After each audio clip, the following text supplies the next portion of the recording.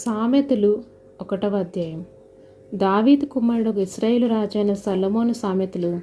జ్ఞానమును ఉపదేశమును అభ్యసించుటకును, వివేక సలాపలను గ్రహించుటకును, నీతిన యథార్థుల అనుసరించుటయందు బుద్ధి కుశలత ఇచ్చు ఉపదేశమునందుటకు, జ్ఞానము లేని వారికి బుద్ధి కలిగించుటకు, యవనులకు తెలివి వివేచనయు పుట్టించుటకు తగిన సామెతలు.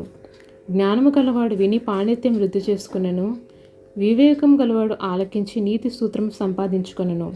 వీటి చేత సామెతలను, భావసూచక విషయములను, జ్ఞానుల మాటలను, వారు చెప్పిన గూఢవాక్యములను జనులు గ్రహించెదరు. యెహోవాయందు భయభక్తులు కలిగి ఉండుట తెలివికి మూలము. మూర్ఖుల జ్ఞానము ఉపదేశమును తిరస్కరించెదరు. నా కుమారుడా, నీ తండ్రి ఉపదేశం ఆలకింపము, నీ తల్లి చెప్పు బోధను త్రోసివేయకము. అవి నీ తలకు సొగసైన మాలికయు, నీ కంఠహారముకు హారములై ఉండుము. నా కుమారుడా, పాపులు నేను ప్రేరేపింపగా ఒప్పకము. మాతో కూడా రమ్ము, మనము ప్రాణము తీటికే పొంచి ఉందము. నిర్దోషిని ఒకని పట్టుకుంటకు దాగి ఉందము. పాతాళపు మనుషులు మింగివేయనట్లు వారిని జీవముతోనే మింగివేయదము. సమాధిలోనికి దిగువారు మింగబడినట్లు వారి పూర్ణ బలముతో నుండగా మనము వారిని మింగివేయదము రమ్మని వారు చెప్పబడినప్పుడు ఒప్పకము.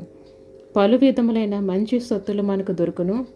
మన ఇండ్లను దోపుడు సొమ్ముతో నింపుకొందుము. నీవు మాతో పాలువాడై ఉండుము, మనమందరికీ సంచి ఒకటే ఉండునని వారు నీతో చెప్పుదురు.